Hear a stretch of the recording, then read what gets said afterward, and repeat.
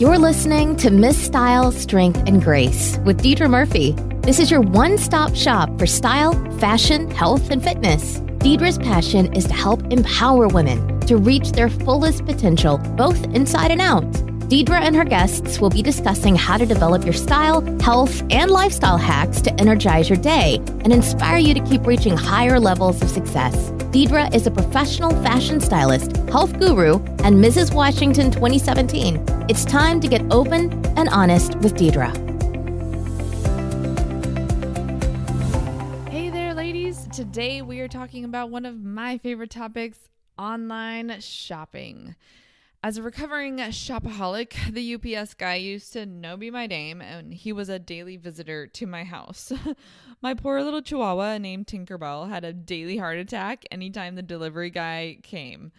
Although there are pluses to online shopping, style in a small town like mine, anyone? It's made possible by Nordstrom free shipping both ways and online shopping. But there are some drawbacks and even hacks that I would love to teach you for online shopping. So these are the biggest mistakes that I see women make when they're trying to online shop. Like I've said before, I'm a personal fashion stylist, so I help women with shopping. A lot of times I take them in the store personally and teach them how to shop, but I also will teach them how to shop online. I've sat down with clients and literally taught them how to shop with success online, or I've shopped online for them, sent them shopping links, that kind of thing. So that way we can really perfect the art of online shopping. You don't know how many times I've been in a client's home and we're doing their closet audit and they have things sitting in their closet with tags still on them or still in the box and they can't return it because they waited too long. So let's dive in before we go any farther. So number one, window shopping at midnight or later. I've been there. You're up late. You can't sleep. I blame my previous insomnia, the habits that I've finally broken. But you're thinking, I'll just browse. I'm up anyway. I'll get on the ASOS app or the Revolve app and just see what's new. And then hundreds of dollars later, added to the cart, you're in a pickle. Just like when we were 21, nothing good happens after 2 a.m., both in the bar and online. Just put the phone or tablet away and grab a good book instead or a magazine. Not only will reading help you go to sleep and unwind, but at least you'll be more productive to your mind than window browsing in the wee hours of the night. The other problem I see with this is that, I'll just add it to the cart and then weed out my no's and my rejects later. What happens is when we have a hard time weeding out the no's once we get them in the cart. Then we end up just getting it all because it means free shipping or an extra discount, whatever it is. Instead of adding everything to the cart, create a username or account for that app or that website, whatever it is. For instance, I know the Revolve app, ASOS, Nordstrom. Most of those online retailers either have an app or a website where you can create a username and a password, and then you can create things on a wish list or a heart or save those items for later. And then little hack too, you can even send those wish lists to people, especially as the holidays approach, which is very nice. But that way you can, organize those items that you love and you can readdress those pieces later with a clear mind and after a cup of coffee. And half the time you'll realize you really weren't in love with that item, but at 2 a.m. it looked a lot better. So just giving it a break, giving it a rest, putting it on the wish list or the heart or the favorite list, and you can readdress that item later. Number 2, not reading the reviews. You don't know how many items I've said next to after reading the reviews. Most women, when they write a review about a particular item online, are pretty honest, and sometimes they can even upload a picture of how that item actually looks in real life. So just make sure that you're reading the reviews and you can see how a piece is actually listed. Is it running small? Is it running big? Is it running true to size? These are what you'll find out when you read that information. Plus, you might find out other tips. Like maybe the fabric is really itchy. Maybe the color is off from the picture. So you can get those other real life tips from other ladies. I remember one time there was this dress that I found online and I really loved it because of the low back feature. It was a halter neck, had a really low plunging back. And I was like, oh, I'm going to wear this to so-and-so's wedding next month. I can't wait. Add to cart. Then I started reading the reviews. And these women were actually able to upload some pictures of the true dress. And the dress didn't even have a plunging backline. It had a halter top, but it was like a high back. So I didn't order the dress because it didn't have the feature that I originally liked about it. So I saved myself money by reading the reviews, and I found a different dress that I loved instead. So always check the actual reviews, because a lot of times the item might be different than the stock photo from the manufacturer. And not only that too, you can read like, oh, do I need to maybe order a size up? So for instance, especially like shoes, the reviews might show that they're always running half size small, half size small, half size small. Then you know to order maybe 8 instead of a 7.5. So again, saving you time and money. When you actually get that item, you don't have to end up returning it, waiting, getting it back, exchanging, other issues. Number 3, not reading the fabric content.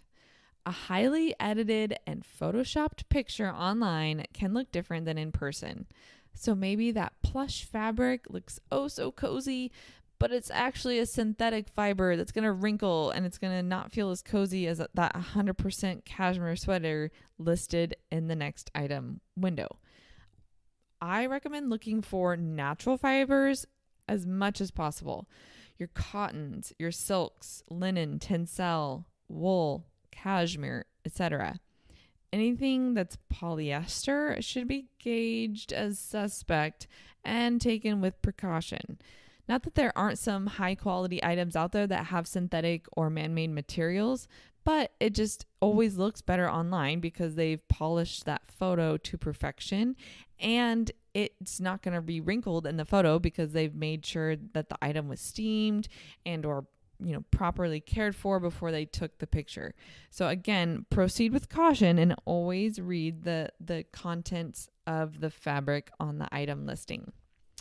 Number 4, shopping cheap. And I don't just mean like looking for deals, but there's a specific caveat to this. So shopping cheap Asian websites. I found this out early on when I started kind of online shopping and getting into my business about 4 years ago. There's a ton of suspect websites that are based in Asian countries, and they're very, very deceptive.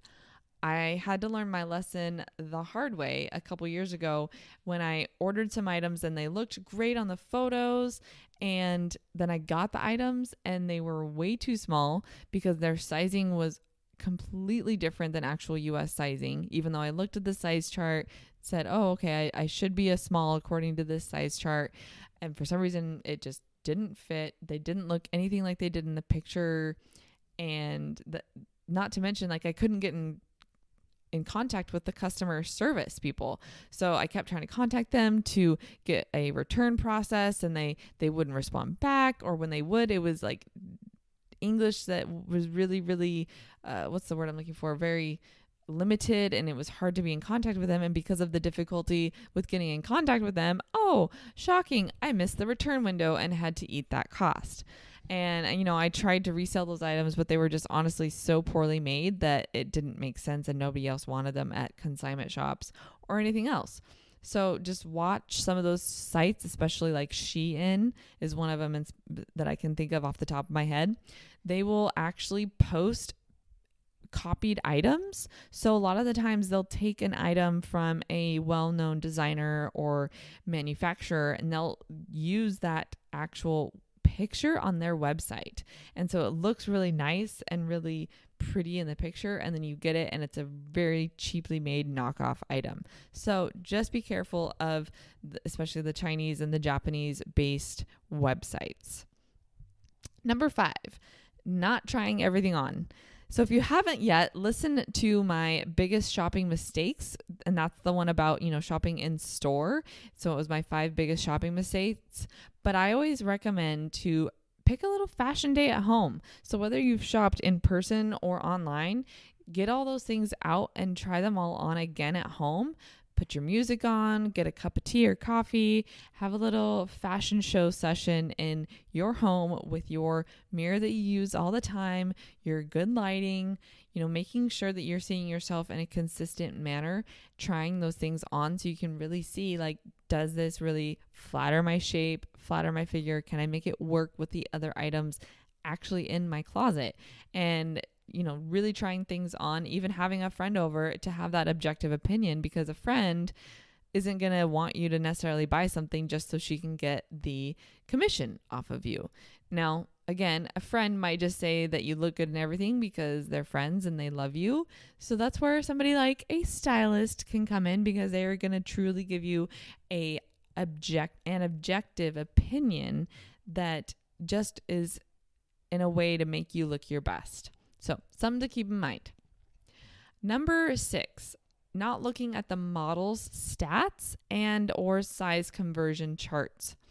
So most websites will give the model's measurements and what size she is wearing. For instance, it might say, Sarah has a 36-inch bust line, a 26-inch waist, and a 36-inch hips. Yeah, lucky her, she's perfect hourglass, right? But anyway, they might actually list her measurements and then list what size she's wearing and say she is modeling the floral dress in size 4.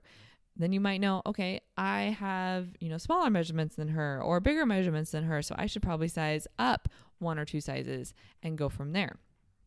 And then also checking the sizing charts, keeping in mind that your US and your Euro sizes are different. So for instance, in European sizes, I'm more of like a 6'2" and 8, but in the US, I'm a size 2 to 4. So don't worry if you need to size up to get a proper fit. Sometimes when I have to add something to the cart and just cringe a little bit inside knowing that it's a European, size 8, or even if they list things in like 36, 37, 38 sizes, that's another topic. I will just have to cringe and go, hey, you know what? It's a different sizing system. That's fine. I just want the item to fit. That's what I'm more worried about. Don't worry if you have to go up. Shoes, kind of same thing. I found that European shoes typically even run smaller in the conversion. So again, open up the website's conversion chart, double check that. Maybe even call their customer service and say, hey, like, how do your shoes actually run? I know, for instance, Paul Green shoes, they're based out of Germany. They even run about a half size small than what they recommend. So I've ordered what is in their terms, a US size 9, even though I'm always an 8.5 and I'm like a true 8.5. And I've actually found that in most European shoe sizes, that rather than going to a 38, which is what websites tell me I should be, I have to even size up to a 39 or sometimes a 39.5 if they're in European sizes. So here's a little tip. If you can, order it in 2 sizes and then be extra diligent to return the size that didn't work. Or if neither one worked, make sure you return it. So that's my little tip for that. And in general, for any sizes, whether it's garments, clothing, shoes, whatever, don't be afraid to order more sizes and then return what didn't work, especially for hard to fit items like jeans and shoes. I remember about 2 years ago, I was on the quest to find the perfect black leather knee-high boots, and I have wide calves. It's just something I've had to deal with. So I not only had to find the boots that were in wide calves, but I had to find things that could fit my also wide feet. So I think I ordered about 8 pairs of boots from Nordstrom. Yeah, my poor husband was like, what did you just do? Why are there so many boots coming to the house? Where are all these boxes coming from? And actually, I didn't even end up keeping a single one of them. Within a day, I shipped them all back after trying them on because they were just all too tight around my calves. Thankfully, I was in a bigger city, I think, than in a week or so later, and I was able to try on a bunch of boots in the store and find a pair that worked. But, that's just the moral of the story, is sometimes you have to try a bunch on and return all, if not just maybe one pair left that you keep of whatever item you're trying to find. My last but not least is item number 7. That's the same mistake when shopping in store, but not checking the return policy. So especially online, before hitting that process payment button, make sure that nothing is a final sale. Usually they'll have it in red wording before you even bother to add it to the cart. But honestly, if something is a final sale with no returns, no refunds or exchanges, I'd recommend just skipping it altogether. Unless it's something that maybe you tried in person in the store and you were just waiting for it to go on sale and finally it's on sale and you know that it fits, you know that's the right size, then maybe get it. But honestly, I recommend skipping it if you've never tried it before. It's not worth it to get stuck with an ill-fitting item and then, you're stuck with it. You try to consign it or resell it and it doesn't move. And then you're only getting a part of what you paid back. It's just not worth it, especially on those sites like, what is it? Lulu's or something like that. I can't remember off the top of my head, but I had a client recently end up trying to consign a pair of jeans that she bought on there. They sounded like a great deal and they sounded like they would fit her, but they were final sale and she ended up getting stuck with them. So just be really, really leery of that. Before we wrap up, there's a couple of hacks and tips that I wanted to share with you for online shopping with success. One is a price adjustment hack. So if you download an app called Slice, SLICE, Slice app, you can automatically sync it with your email and it checks for price adjustments for you. And it'll not only alert you if like an item goes down in price after you've already purchased it, but they'll even email the retailer freaking for you to try and get you a price adjustment. So I remember one time a couple years ago, I had the Slice downloaded on my phone. I purchased something from Nordstrom. Literally less than a week later, the item went on sale. I didn't even know. And Slice emailed me. And they emailed Nordstrom and said, hey, I noticed that this item went down in price. It went on sale. Can I please get a price adjustment? Nordstrom emailed back, oh, yes, certainly. Here's blah, blah, blah amount going back to you. Done. Simplified life made easy. So that's my little tip. Another tip, if you sign up for like the email subscription list, so maybe you go to, Nordstrom.com and they say, hey, enter your email to get some exclusive, sale alerts, blah, blah, blah, and you'll get 10% off your first order. That's fine. I get it. But I would keep all those subscription type emails to one specific email. So I have one Gmail account that is just for all those like newsletters, subscriptions, alerts, that kind of thing. So it doesn't inundate my brain and doesn't interfere with anything that's like personal life or work life connected, and it helps like keep my inbox clean. You don't want to bombard your everyday brain with, things and important information that you might miss. I hope that these tips and tricks help you when online shopping and that it makes it a fun and successful experience for you. As a stylist and a girl in a small town, I know online shopping has transformed my style game and it allows me the ability to find pieces that truly fit my personality. With being in a small town, a lot of the retailers here locally are a little bit more country inspired than my style type. So I hope that by online shopping, you can find things that truly resonate with you. Until next time, with Style, Strength, and Grace, I am Deidra Murphy. Hey ladies, thanks for listening, and we hope you enjoyed today's episode. To help empower more women, please be a doll and rate, review, and subscribe to this podcast. For show notes and other free resources we mentioned today, go to stylebydeidra.com.